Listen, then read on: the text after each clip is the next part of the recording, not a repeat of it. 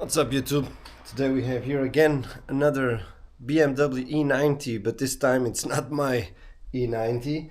It's from a brand new customer, and the customer needs new shocks in the rear. Should not be a too complicated job.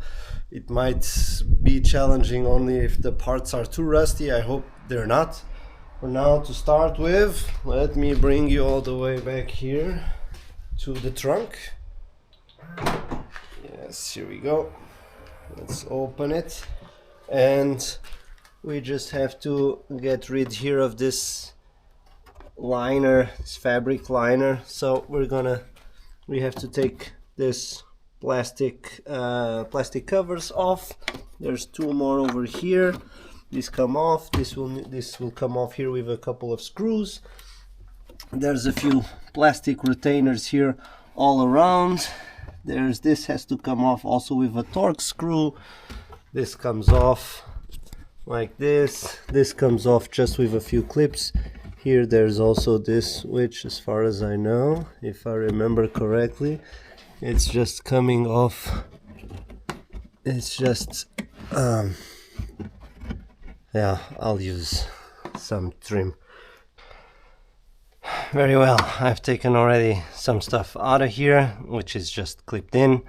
I've disconnected the battery just not to kill the battery. With the trunk open, the light will stay on. We have here these clips, which we just remove like this. I have here a box to keep all these clips in, so that we don't lose anything. And now I'll get to work to remove these clips. So I'll show you.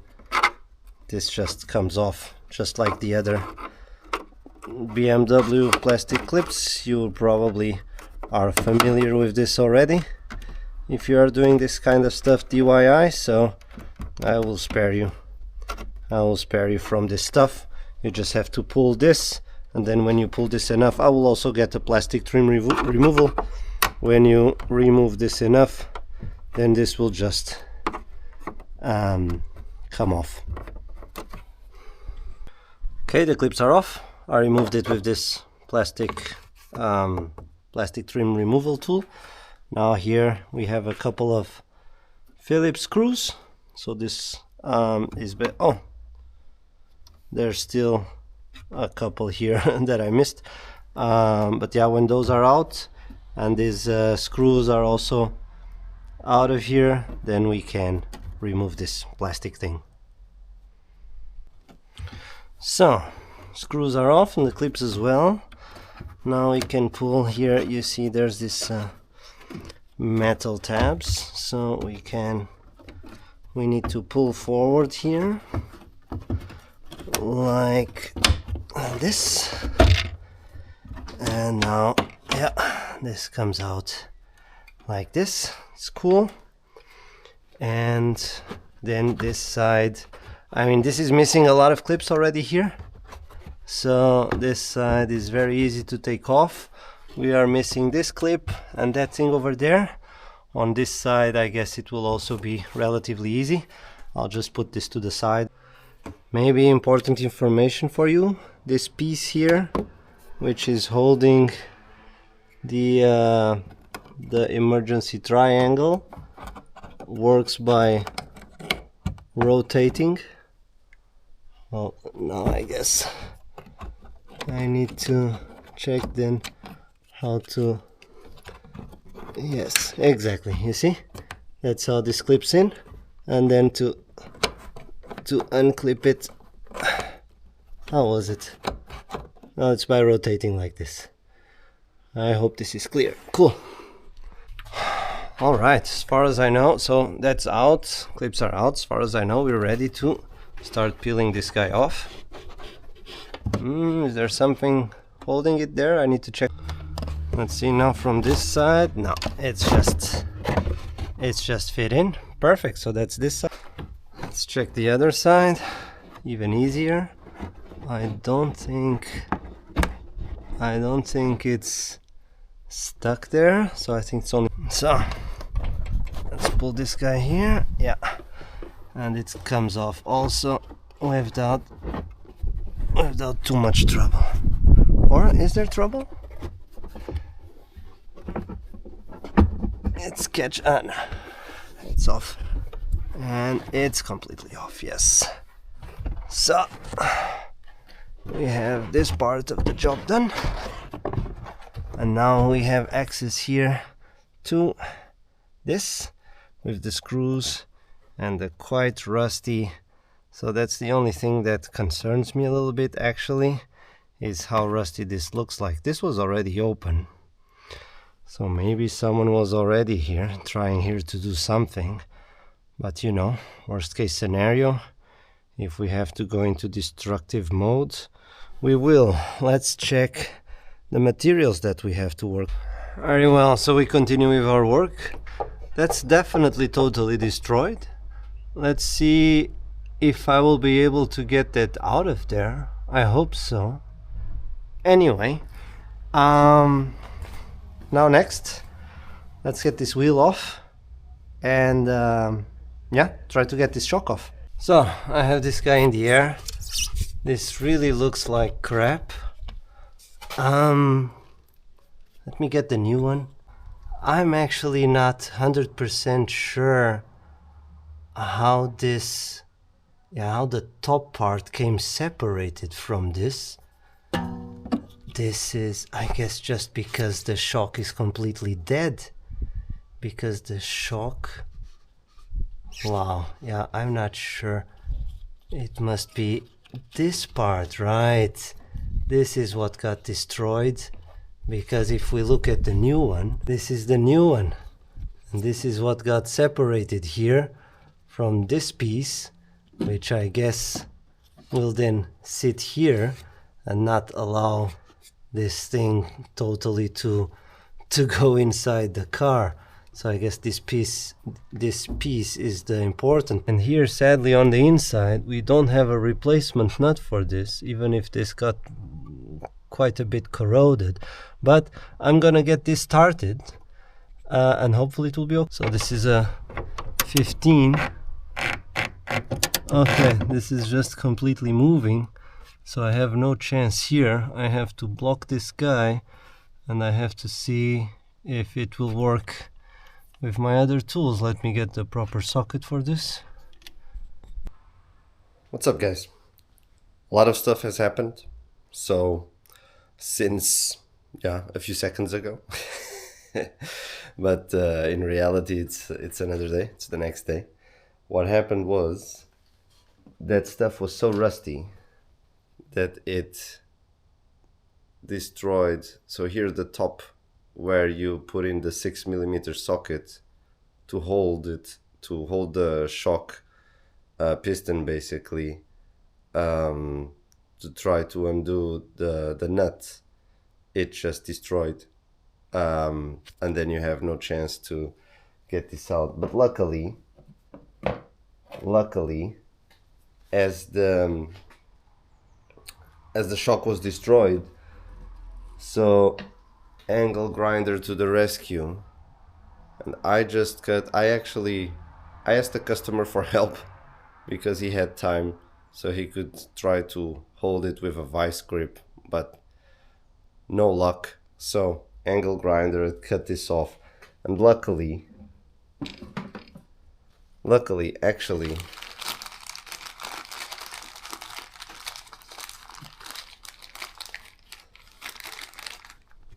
just a moment, this piece was totally destroyed. This is what actually doesn't let the shock go into the car. It was totally destroyed. But at the same time, we didn't know this was missing. I should have known better. But also, he went to the shop and the guy gave him, this is everything you need.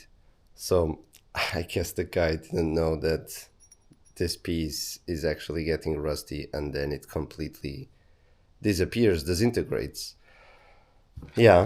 So now I'll continue with the job. I already have the new shock assembled here. So this is how it should look like. And I need to take the wheel off the car again to install this properly, so let's get into this again. Don't forget, if you like this stuff, like and subscribe, okay? Really appreciate it. Doesn't cost a penny, I swear. So now let's see with my superhuman strength if I can compress this. Yeah, and put this in the right, put this in the right place.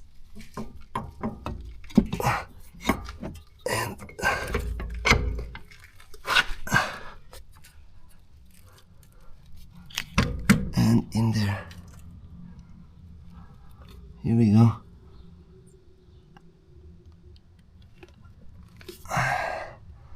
Should be so easy, right? Should be so easy. That's it.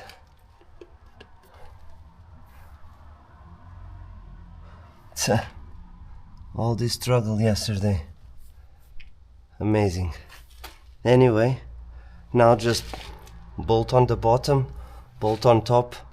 Let me get the torque specs. Very well. On top, this is 27 Newton meters. Let's see if we can get this quickly. Interesting setup, right? Oi.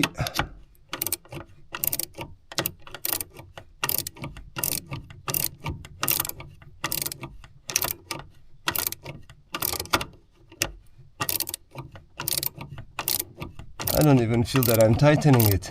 Anyway, 27 Newton meters. You can see I have here a jack just to raise the wheel a little bit to make sure we're not just holding this by the shock, so we get the right torque spec. On the bottom it's 37 Newton meters. So we see already the shock spinning.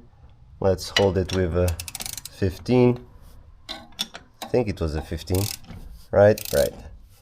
And now we can tighten it the rest of the way. I feel already quite a bit of resistance. I guess this socket is not deep enough. Yes, it is.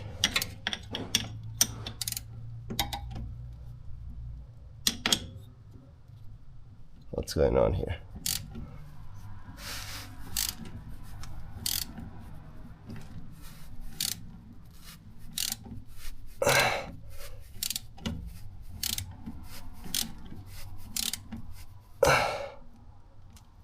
Is this guy rotating?